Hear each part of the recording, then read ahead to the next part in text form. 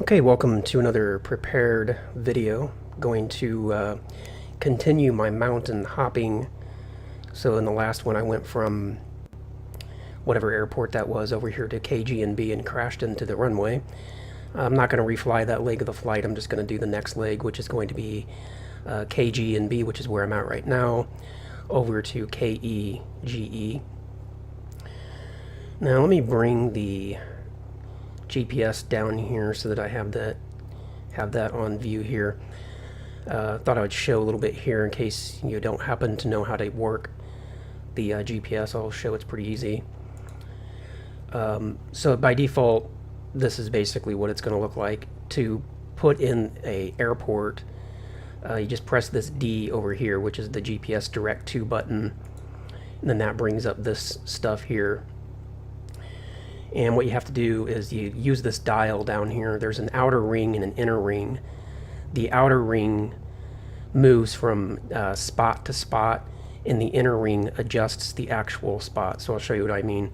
So since this whole thing's flashing, the first thing I've got to do is kind of click out here on the outer ring.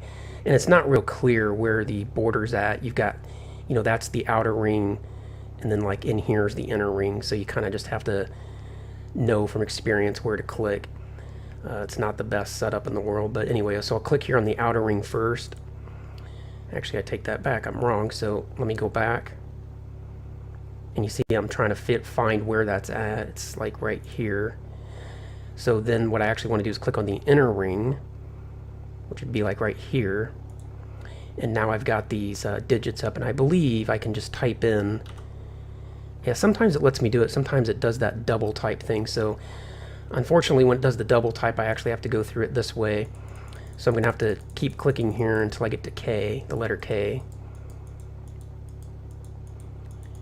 So IJK. Then now I'm going to click on the outer ring to move it forward one. So like out here. Now I'm going to click on the inner ring to get the letter E. And I'm just dialing in the code for this particular airport, which is KE.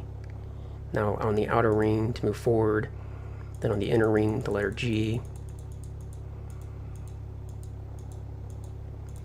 I went past it, so I'll go back one, and then forward by clicking on the outer ring, and then the letter E by clicking on the inner ring. There we have it. So once you have that, just click enter, and then that highlights the whole thing, so hit enter again, and then down here it says do you want to activate it, so hit enter again. And now we've got our course plotted for our current location over to the airport that we want to fly to. And it even tells you the heading, but it doesn't tell you the heading on this instance. I don't see, actually, yeah, it does. Here, 231. So that's the heading we want. So we can actually dial that in now. But let me do it this way. Let me move this MFD or whatever you want to call it back up to my second monitor, get it out of the way. Let me bring the other one down here, and I'll actually adjust the heading here. So we want a heading of 231. So let me just click on this ring until it comes around to 231.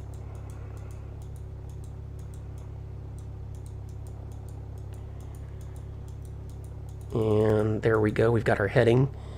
And if you were going to fly based on navigation, you would also want to set the course, but in this one we're just going to use the GPS, so you can't actually adjust the course. But if you flip the if you click down here, the CDI, you can adjust over to nav 1, and this would be like if you were using VOR or something. So you would also, in addition to setting the heading, you would come over here to this CRS, which is the course, and you'd set your course be the same, be 231, like that. So now you've got the course set, and you can see the green line is in the center, and then you would adjust your heading throughout the flight. So I'm not going to do that though. I'm going to use the GPS, so we're going to go CDI until we get the GPS here. Now we're going to set our altitude, where our elevation is, actually before I set the altitude, let me set the barometer, and I'm just going to use the keyboard shortcut, which is the letter B, and it's set. So so that's fine. Our current altitude is about 8,200 feet. So we obviously we want to set an altitude higher than that. So I'm just pressing this button over here, and you can see the altitude increasing there. And we're going to set it for like 11,000. I don't know how high the mountains are between here and KEGE, so we'll start with 11,000 and then we'll make adjustments as necessary. Alright, so that's our flight plan. That's pretty well set up, pretty basic, pretty simple. We're not going to do any VOR. We're just going to fly straight there. So I'm going to move that back up on the second monitor to get out of the way. And I'll have this, I'll be doing most of the flying, well, I'll be doing all the flying, and you'll see it down here in this window. But as I get up in the air, I'll make sure that I pan the camera down so you can see the instrument display. But for now, I want to have everything centered for takeoff. So let me set the flaps down 1 notch. And you can see that down here. Let me go down a little more. Actually, I guess you can't really see the flaps from this vantage point. It's this button here, but you can't see it. And let me think if there's anything else I need to do before takeoff. I think I've pretty well got everything set up. So let's release the parking brake, and I'm not going to dial in, I'm not going to call into the ATC and announce, you know, clearance of the runway and all that. We're just going to fly. So, alright, here we go. Full throttle. I actually hooked up my SciTech throttle, so I can't actually use the throttle on the main joystick anymore. So, okay, full throttle. And I changed the sensitivity settings a bit on my joysticks because the elevator and aileron just felt really overly sensitive. And the null zone, especially on the ailerons, seemed like it was not set in the right spot. So I did a bit of adjusting there, and we'll see how this works out. We're at 55 knots, almost 60 knots. I don't know exactly what takeoff speed is, but I think it's like 65. Okay, there we are, 65 knots. Let's pitch back. Climbing. And raise the landing gear. And now I'll go ahead and bring the view down a bit so you can see the instrument panel. And we're going to fly straight out on the runway heading until we get to at least, 9,000 feet. Because I can see by looking over here that the mountains are, pretty steep. So we want to get some altitude before we start turning. I can probably climb more than that. Well, maybe not. I'm only at 85 knots and I'm not really gaining any airspeed.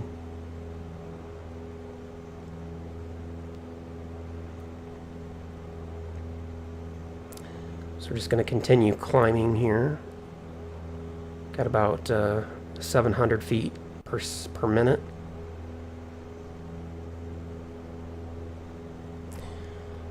Actually, I think I'll increase the throttle a bit. That's one of the problems I'm having. Okay, I had the throttle tuned down a bit too much, rather the propeller. That's why I wasn't getting any increase in the airspeed. If you look over here at this instrument, you can see the RPM,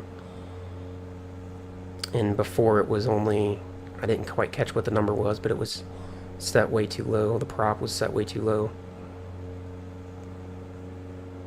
Okay, we're at 9,000. I think we can probably start our turn. So let's bank over, start turning toward our... Okay, now in order to get on course, we're going to have to overturn. So we're going to turn past our heading a bit until we get on track with the GPS. Because if you notice, the GPS needle is a bit to the left, and that means we just need to fly a bit farther to the left in order for it to catch up. And you can also clearly see that over here, since we took off and flew out this way, we need to catch up to the GPS over here.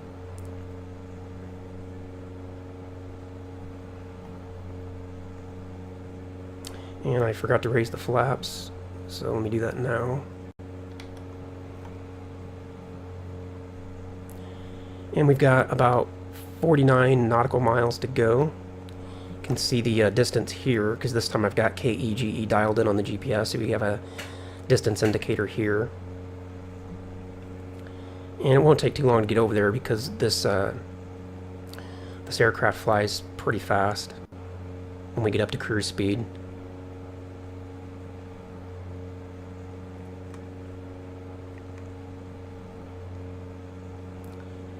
Though it looks like I might have to climb higher than 11,000 because those mountains in front of me look like they're higher than what I'm currently at, so I think we'll probably plan on 12,000.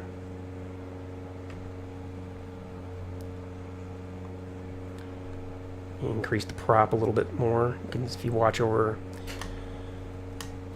here, you'll see that I'm increasing the prop.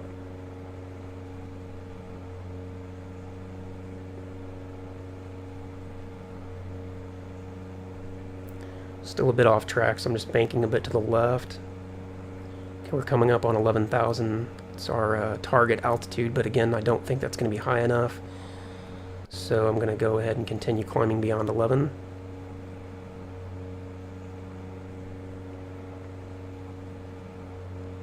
Yeah, those mountains look to me like they're at least 11,000, if not 11,500 or even 12. So we're not going to get over top of them if we don't climb a bit more, I don't think. It can be a little tricky to tell the distance because, you know, I'm looking basically eye level with the cowlinger, and it seems to me that if we don't climb some more, we're not going to make it over top of that.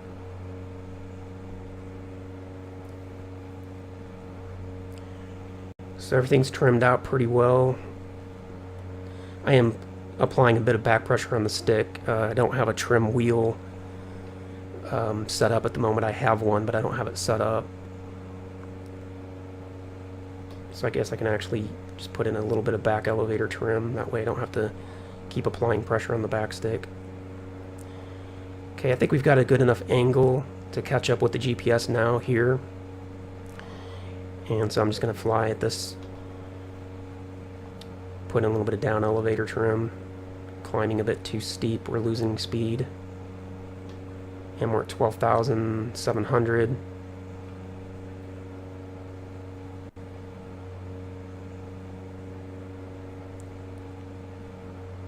I think we're high enough now, but I think I'm going to go ahead and go for 13 even because it just... Nah, I think we're high enough. We'll just... Right here is fine. So now I'm just going to work on maintaining altitude right here around 12.8. Take out a little bit of throttle. Pitch down a little bit just to... Yeah, we're fine. We've got enough altitude.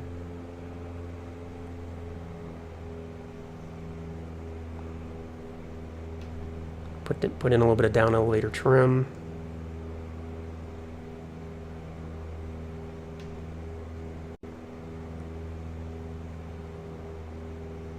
And we're almost caught up with the GPS. You can see here and here our needle's almost straight. Losing a little bit of altitude, but again my target is about 12.8. So I'd like to try to just fly right around that altitude. We're only 36 nautical miles out. A little bit more down elevator, we're still climbing. And we're on track now, so let's turn to our heading.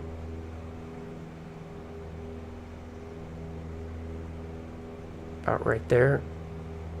Now we're flying straight to the airport. A little bit more down elevator, we're still climbing. I should say down elevator trim is what I'm adjusting. Now we're losing a little bit of altitude, and that's fine because my target is to fly right around 12.8.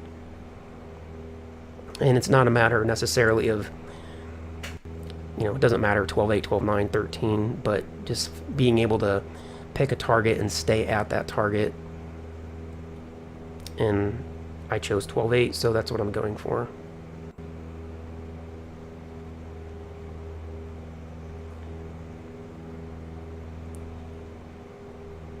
I don't know the runway layout at this airport, so I don't know how I need to be oriented when I arrive there. So we'll just kind of figure that out when we get there. I didn't look at an airport chart or anything ahead of time. Okay, I'm almost at 12.8. And we're still losing altitude, but the it's trending upwards, so we're right about where we want to be. I'm going to take out a little bit of, decrease the throttle a little bit, because the elevator trim is adjusting too much at once. So if I just babysit the throttle a little bit, I'll be able to maintain altitude a little better. We're at 12.86. So within 100 feet of the target altitude, that's good.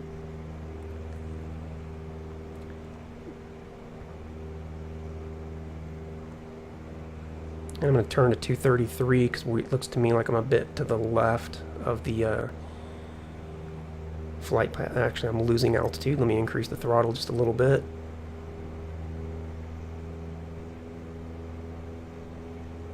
You can hear the engine winding up a bit. Get back to positive climb.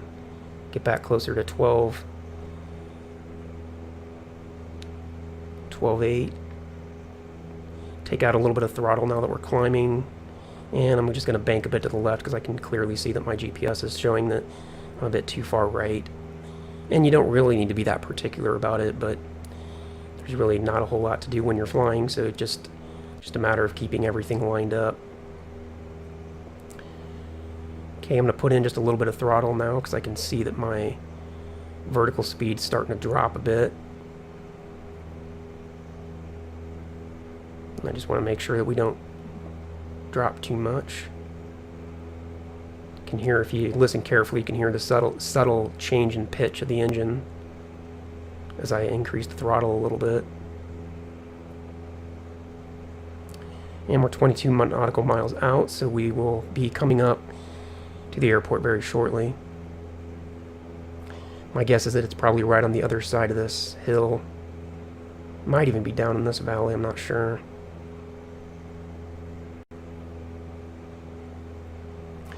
Take out a bit of engine throttle. We don't really want to climb at this point. We've got all the altitude that we need.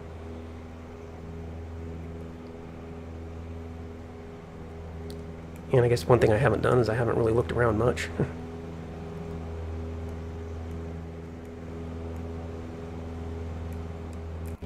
Now, something else I can say about this simulator is I was looking on the website, on the forum, and they are working on a version 12.1, or 2.1 rather, and that will fix several of the issues that I've been having. There's this whole issue that a lot of people were reporting where if you basically if you go full screen with the sim, then when you start it back up, you just get black screens. The only way to really solve that is to make sure that the simulator starts up when it's not in full screen. And that's kind of irritating because I like to start up, with the default scenario of some kind and have all my instruments set where I want them. So for now, I just have to start up with the default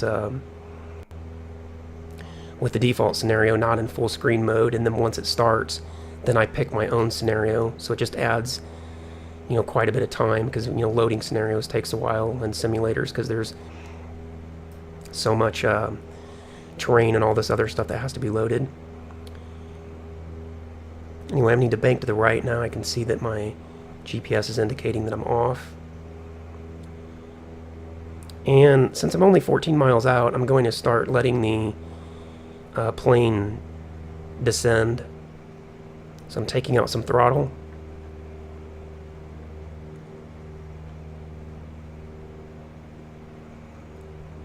And I'm not flying with any weather, so it really doesn't matter which direction I land.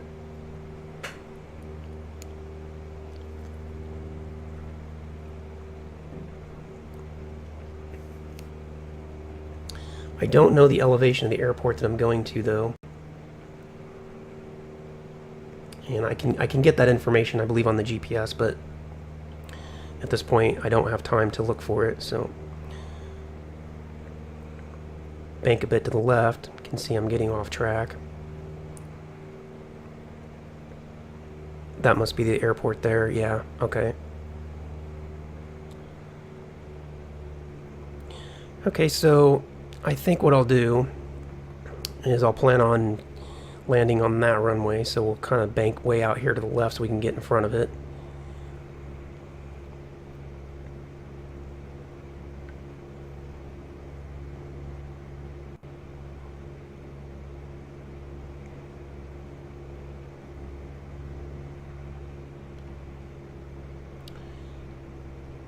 So you can see clearly that my vertical speed is, dropping quite a bit, and that's because I'm pulling way back on the throttle, because we need to drop several thousand feet.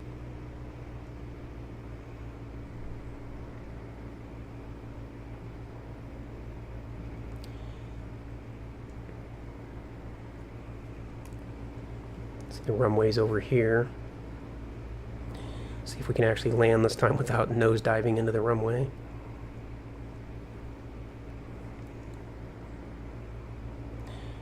Bank a bit to the left because we need to buy some time, maybe do some S-turns here.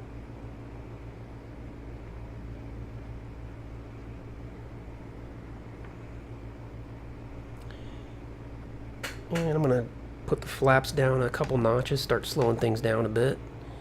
As I do that, I'm going to push forward on the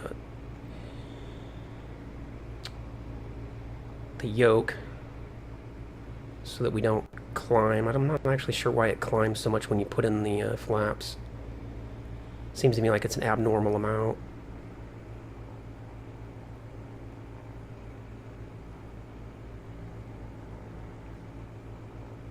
Okay, there we've got things settled down, so let's bank toward the runway now. Let me center the view a little better so I can see. Just tilt that down a bit so you can see the instruments.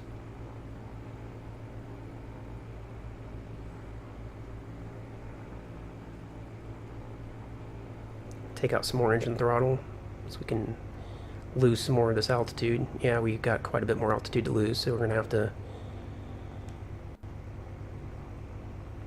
do a big S-turn here. We're still very close to the runway.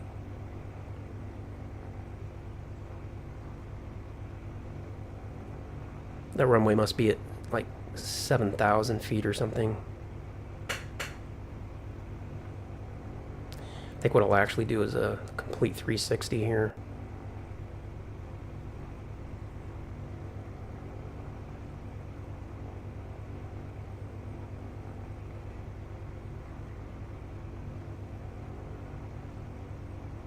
Gotta be a little careful though, because obviously these mountains over here are quite a bit higher than the runway.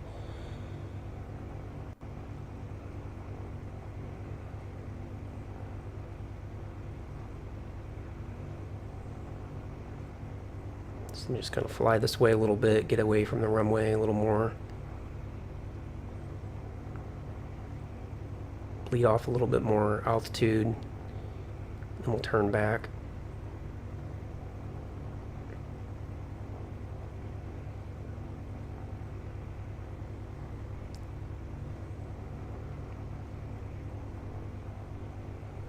Putting in a little more throttle, I can see the airspeed's dropping quite a bit.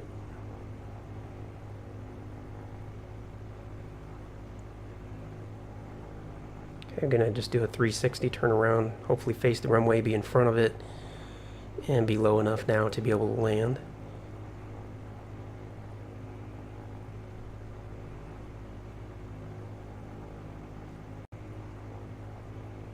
I'm probably breaking all kinds of aviation rules by landing this way, but I am definitely not a real pilot, and I definitely have not spent enough time practicing real flying to know what all the rules are as far as,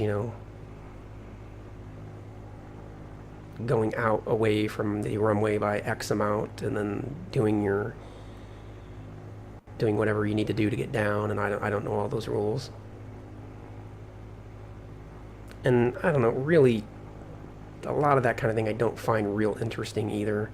It's not why I fly these flight simulators. I find more just the VFR, do your own thing, fly out of a small grassy patch, perhaps one that you even own on your own farm or something, and then, okay, we're definitely low enough now.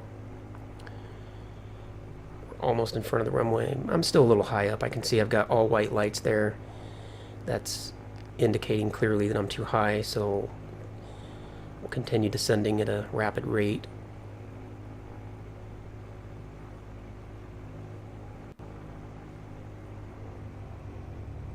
Bring the throttle way back. Just be careful not to stall. Actually, I'm going to throw the gear down before I forget. I did a fun flight last night. Great flight, got all the way to the airport. Everything was looking good, and then I landed without having the gear down.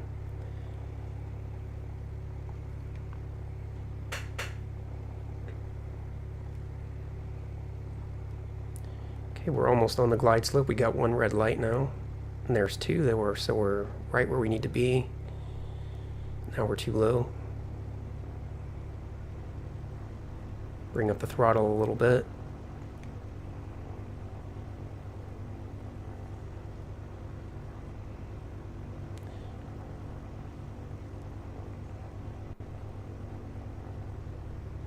Okay, we're here. Man, I can't believe I did that again.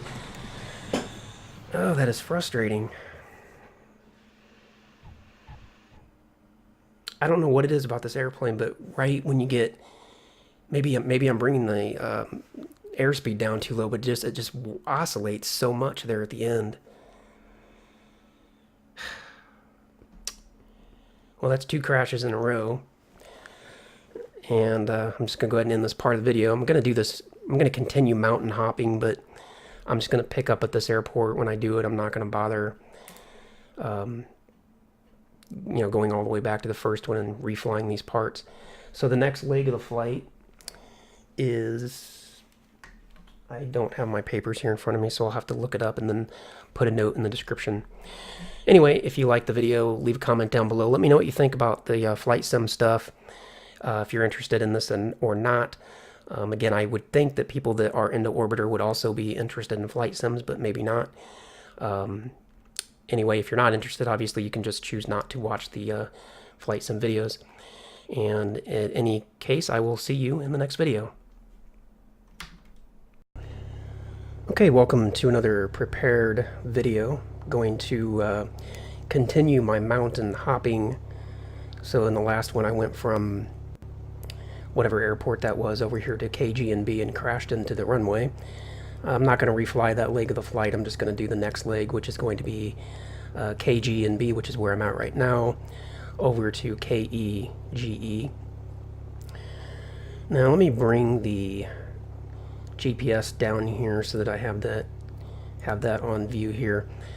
Thought I would show a little bit here in case you don't happen to know how to work the GPS on the letter E by clicking on the inner ring. There we have it.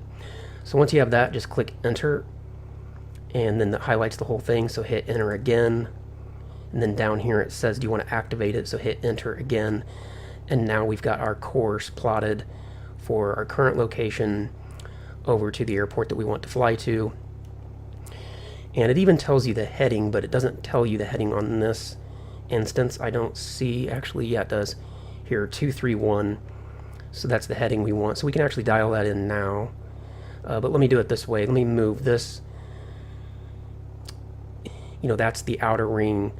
And then like in here is the inner ring. So you kind of just have to know from experience where to click.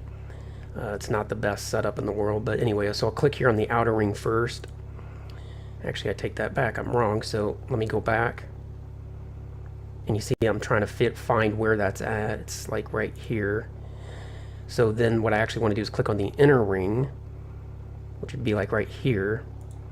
And now I've got these digits up, and I believe I can just type in. Yeah, sometimes it lets me do it. Sometimes it does that double type thing. So unfortunately, when it does the double type, I actually have to go through it this way. So I'm going to have to keep clicking here until I get to K, the letter K. So IJK, then now I'm going to click on the outer ring to move it forward one. So like out here. Now I'm going to click on the inner ring to get the letter E.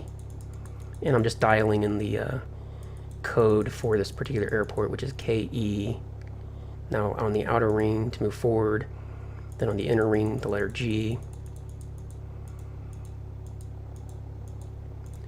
I went past it, so I'll go back one and then forward by clicking on the outer ring, and then it'll show it's pretty easy. So by default, this is basically what it's going to look like. To put in a airport, you just press this D over here, which is the GPS Direct to button, and then that brings up this stuff here. And what you have to do is you use this dial down here. There's an outer ring and an inner ring. The outer ring moves from spot to spot, and the inner ring adjusts the actual spot. So I'll show you what I mean. So since this whole thing's flashing, the first thing I've got to do is kind of click out here on the outer ring, and it's not real clear where the border's at. You've got